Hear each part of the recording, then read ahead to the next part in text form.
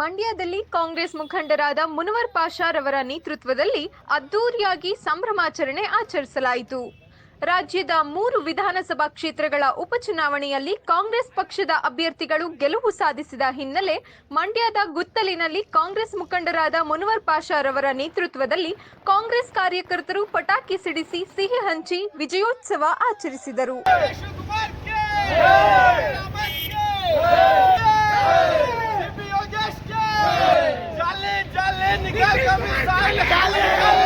ಇವತ್ತು ಫಲಿತಾಂಶ ಕಣ್ಮುಂದೆ ಬಂದಿದೆ.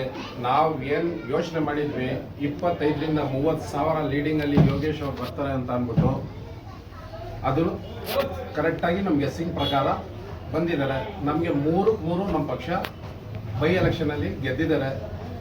ಅದಕ್ಕೆ ಧನ್ಯವಾದ ಹೇಳ್ತಾ ನಮ್ಮ ಪಕ್ಷಕ್ಕೆ ಎಲ್ಲ ಮತದಾರರಿಗೆ ಎಲ್ಲರಿಗೂ ಧನ್ಯವಾದ ಹೇಳ್ತಾ ಹೋಗಿದ್ವಿ. ಕ್ಯಾನ್ವಾಸಿಂಗ್ ಮಾಡಿದ್ವಿ ಚನ್ನಪಟ್ಟಣದಲ್ಲಿ ಎಲ್ಲ ಕಡೆನೂ 100 ಗೆಲ್ತಾರೆ ಅಂತ ನಮಗೆ ಆಗಲೇ ಕಾನ್ಫಿಡೆನ್ಸ್ ಇತ್ತು. ಆದರೂ ಸ್ವಲ್ಪ ಗೊಂದಲ ಆಗಿತ್ತು. ಅದು ಗೊಂದಲ ಏನೂ ಇಲ್ಲ, ಕೊನೆಗೆ ನಮಗೆ ಗೆಲುವಾಗಿ. ಖುಷಿಗೆ ಏನು ಹೇಳಕ್ಕೆ ಇಷ್ಟಪಡ್ತೀವಿ ಸರ್? ಖುಷಿ ಏನಿಲ್ಲ, ಯೋಗೇಶ್ ಅವ್ರು ಗೆದ್ದಿದ್ದೇ ಒಂದು ಖುಷಿ ನಮಗೆ. ಯಾಕಂದ್ರೆ ಅವ್ರು ಗೆಲ್ಬೇಕಾಗಿತ್ತು, ಗೆದ್ದಿದ್ದಾರೆ. ಲಾಸ್ಟ್ ಟೈಮ್ ಸೋತಿದ್ರು, ಈ ಸಲ ಗೆದ್ದಿದ್ದಾರೆ. ಹೌದು, ಲಾಸ್ಟ್ ಟೈಮ್ ಸೋತಿದ್ರು, ನಿಮ್ಮವರೆಲ್ಲ ಕೈ ಹಿಡಿದಿದ್ದಾರೆ. ಈ ಸತಿ ನಮ್ಮ ಅಲ್ಪಸಂಖ್ಯಾತರ ಓಟಿಂದ ಈ ಸತಿ ಕೈ ಹಿಡಿದಿದ್ದಾರೆ. ಮುಸ್ಲಿಂ ಬಂದವರೆಲ್ಲ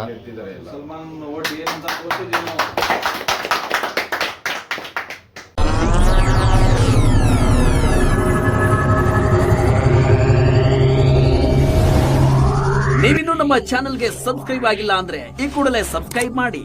ಸಬ್ಸ್ಕ್ರೈಬ್ ಆದ ನಂತರ ಪಕ್ಕದಲ್ಲಿ ಕಾಣುವ ಬೆಲ್ ಐಕಾನ್ ಪ್ರೆಸ್ ಮಾಡಿ.